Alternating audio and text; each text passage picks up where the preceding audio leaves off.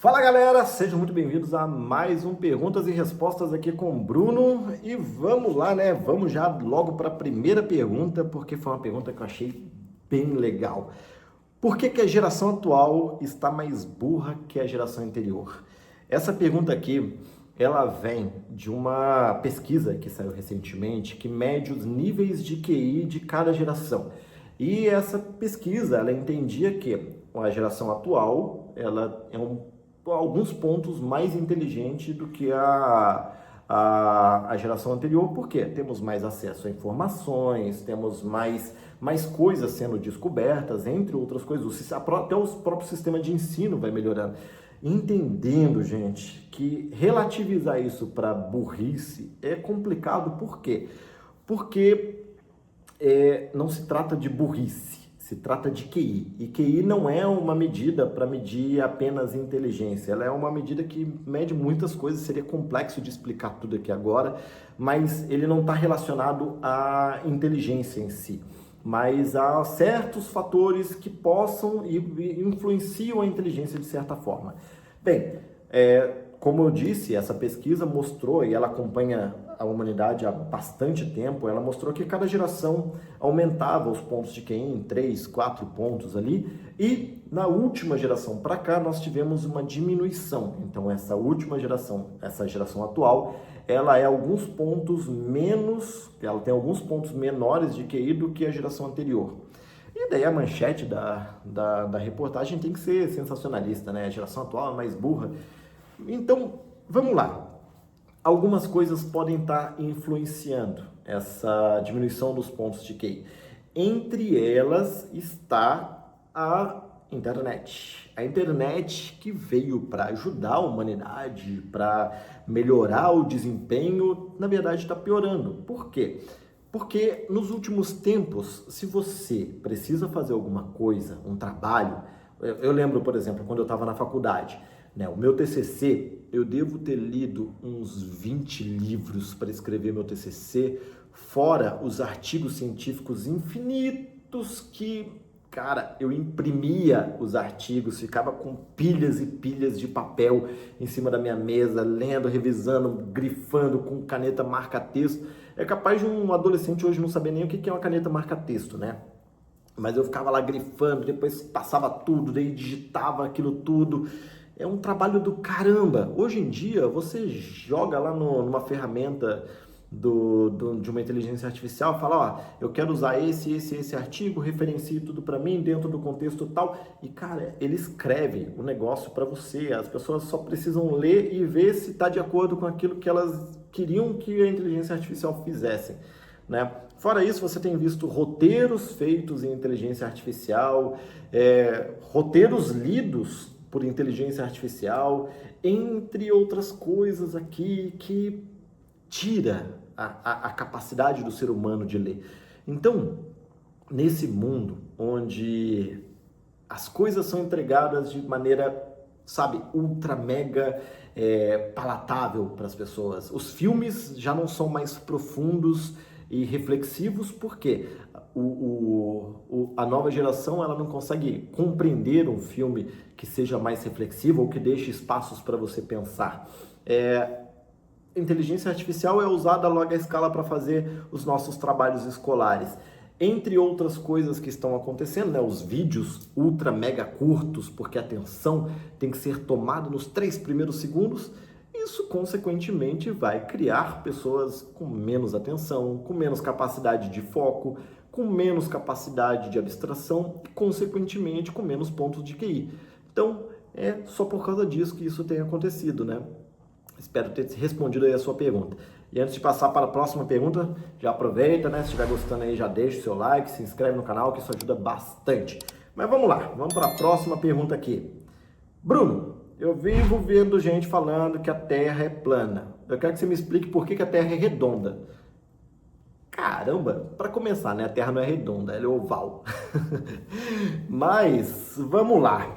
Essa é uma pergunta que está bem fora da minha zona de conforto, mas eu gosto bastante de ler e consumir conteúdo sobre astrologia. Então, não, desculpa, astronomia. Então, talvez, astrologia, olha, viagem da minha parte. Então, talvez eu consiga responder.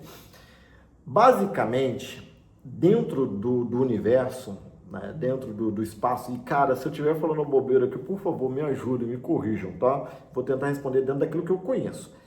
Dentro do espaço as coisas estão flutuando, porque não existe gravidade. Então, quando um corpo tem massa o suficiente para atrair os outros corpos para ele, ele vai atrair para o seu centro. Então, os objetos vão se acoplando nesse corpo com mais massa e vão todos sendo atraídos para o seu centro. E se nós temos um miolo que está atraindo todo o resto da massa para ele, para esse miolo, qual o formato que vai possibilitar que ele forme? Uma esfera, entendeu?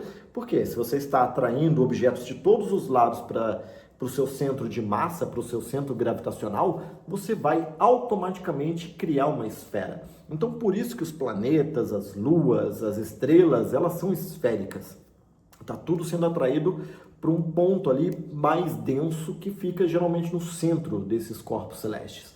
Então, por isso, e a Terra sendo um planeta, por isso que ela é esférica, entende? Porque está atraindo tudo para o centro. Ah, Bruno, mas por que a Terra não pode ser plana? Simples, porque daí não poderia existir gravidade, né? Ou então a gravidade teria que funcionar de uma maneira completamente diferente que os físicos até hoje não conseguiram identificar e nem calcular, né? Mas se ela fosse esférica, vamos supor que as leis da física são as mesmas e você achata a Terra até ela virar um disco.